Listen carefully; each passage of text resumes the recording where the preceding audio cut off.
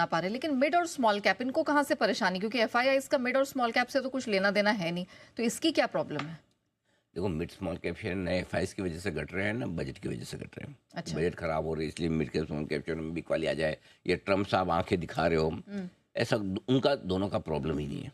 Honestly दोनों का छोटे शेयरों की गिरावट का इन बड़े लोगों से कोई लेन देन नहीं है। ठीक है, जिसमें प्रेसिडेंट ट्रंप और हमारी एफएम निर्मला जी आती है, कोई इनका ये इनके गिरने के अलग ही कारण है। इनको एफआईज भी नहीं बेचते हैं। थोड़े मिड कैप में हो सकता है एफआईज हों जो निफ्टी फिफ्टी के बाहर हैं, या टॉप 200 में मान लो, टॉप 250 में मान लो, लेकिन स्मॉल कैप में तो वो भी नहीं है। सबसे ज़्यादा स्मॉल कैप गिर रहे हैं। एग्जैक्टली। करेक्ट। एक चीज़ समझिए, मैं बहुत आपको इंटरेस्टिंग चीज़ बताने जा रहा हूँ। देखो नेहा, क्या है, सिर्फ सपोज आपके पास कोई शेयर है, आपने डिलीवरी लेके रखा हुआ, 1 साल पहले खरीदा था, ठीक है, 1 साल में वो आपका घट घटा के 50% रिटर्न दिया, 50% रिटर्न देने के बाद वापस लगभग अपने भाव पे आ गया।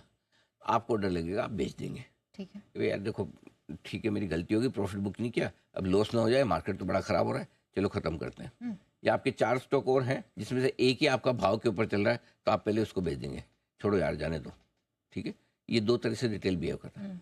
अब फर्ज करें आपने 3 महीने पे 4 महीने पहले पैसे लगाया और आपका स्टॉक 50% नीचे है।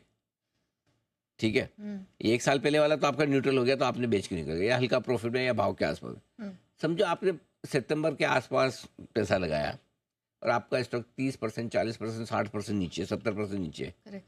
कोई रिटेल इन्वेस्टर आपको नहीं मिलेगा जो 70, 50, 60% घटने के बाद शेयर बेच पाए। किसी की हिम्मत नहीं होती। वो क्या है, बंद करके रख देगा, जाने दो यार, और मार्केट से मुंह मोड़ लेगा, शेयर से बोलेगा जब आएगा भाव तब देखूंगा, अब डिलीवरी लेके रखी हुई क्यों बेचूं। सही बात है। ठीक है, 40-50% गिरने के बाद किसी रिटेल से अपना माल, देखो 40-50% नीचे जब माल बिकता है ना, कोई भी स्टॉक बिकता है ना, वो कोई दूसरे का ही बिकता है। जो बेच रहा है वो उसका खुद का नहीं है। फॉर एग्जाम्पल, पहला फंड मैनेजर बेचता है, अगर उसको लगता है रिजल्ट खराब है, आगे आउटलुक खराब है और बेकार है, फंड मैनेजर बेचेगा। फंड मैनेजर का खुद का पैसा नहीं है, दूसरों का मैनेज करता है। वो अपनी परफॉर्मेंस मैनेज जरूर करता है, वो बोले जाने दो, मरने दो, मैं कुछ और ले लूंगा। फॉर एग्जांपल, मुझे पीएसयू पसंद नहीं आ रहा, पीएसयू बेचूंगा, मैं कंजम्पशन ले लूंगा। ठीक है, वो चेंज कर देगा अपनी स्ट्रेटजी। क्यों? क्योंकि उसको अल्टीमेटली आउट परफॉर्म करना है। ये बेच के ये लेके उसको आउट परफॉर्म करना है। इधर लॉस क्या, वो बोले इसमें मेरी रिकवरी ज़्यादा फास्ट होगी, तो वो फंड मैनेजर बेच रहा है जो उसके इन्वेस्टर का शेयर है, उसकी भावनाएं नहीं जुड़ी हैं डायरेक्ट, भावना कम जुड़ी है है ना। और फंड वाले को भी अपना स्कीम तो अपने बच्चे जैसी प्यारी होती है, लेकिन फिर भी पैसा अपना नहीं है ना। हाँ, तो वैसा तो एक वो, या फिर वो बेचता है जिसका अपना शेयर नहीं, यानी कि फाइनेंसर। सपोज किसी प्रमोटर ने, किसी ब्रोकर ने फाइनेंस पे या मार्जिन फंडिंग में शेयर खरीदा हुआ है। ठीक है, अब वो शेयर मार्जिन कॉल आ रहा है, तो कभी प्रमोटर अपना शेयर बेच ही नहीं पाता। प्रमोटर को तो हर भाव में अपना शेयर बहुत सस्ता लगता है, उसकी तो प्रॉब्लम है लाइफ में। करेक्ट, 100 के मल्टीपल पे भी चल रहा है, मेरा तो बहुत सस्ता है, तो वो कभी बेचेगा नहीं। तो उसका फाइनेंसर ही बेचता है, क्योंकि उसका शेयर नहीं है। उसको ये लगता है कि उसका लॉस हो रहा है, मेरा क्या, नहीं तो मेरा मार्जिन कॉल है, ये पैसा नहीं देगा तो मैं बर्बाद हो, 2 में से 1 बर्बाद होना है। तो वो हो प्रमोटर या वो ब्रोकर हो, मैं क्यों बराबर, मैं तो फाइनेंसर हूँ, बढ़ता तो मुझे क्या मिलता था। करेक्ट, घटेगा तो नुकसान मेरा।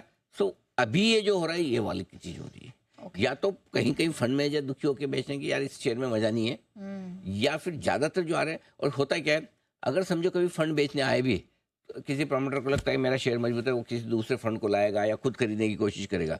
लेकिन जब प्रमोटर या मार्जिन कॉल में ब्रोकर शेयर बेचता है, तो फंड भी नहीं लेता, रिटेल की तो ताकत ही नहीं होती है, तब वो स्टॉक है ना कम वॉल्यूम के साथ भारी घटता है। और ये इस वक्त मिड कैप स्मॉल कैप शेयरों में हो रहा है, जो भारी पड़ रहा है मार्केट पे। सो इसलिए ये कोई इंस्टीट्यूशनल वाली या कोई रिटेल को हम फालतू में गाली ना दें, वो नहीं बेच रहे। वो लोग बेच रहे हैं जिन्होंने जरूरत से ज्यादा लीवरेज पोजीशन में खरीद लिया है।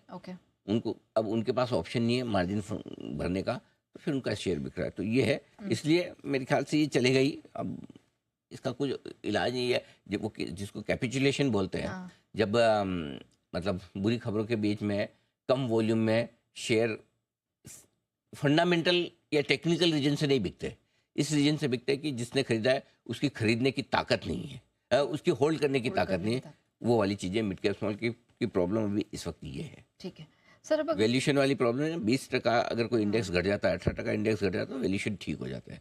वैल्यूएशन ज़्यादा होते हैं। देखो कोई भी फंड मैनेजर आके ये नहीं बोलेगा कि शेयर इस वजह से घट रहे हैं, कि मार्जिन कॉल से बिक रहे हैं या प्रोमोटर्स के बिक रहे हैं, राइट।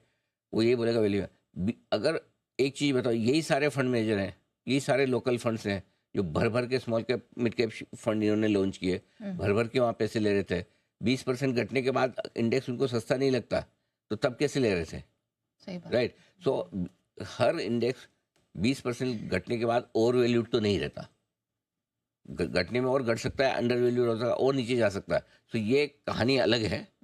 उस कहानी का अंत कैसे और किस वजह का, वो पैनिक में ही होता है, खून खराबे में होता है कि भाई जब अच्छे अच्छे शेयर पानी के भाव में सिर्फ सप्लाई की वजह से बिक जाते हैं, तब होता है। सो वैल्यूएशन वगैरह, कंफर्ट वगैरह सब 20% नीचे गिरने के बाद आ जाते हैं।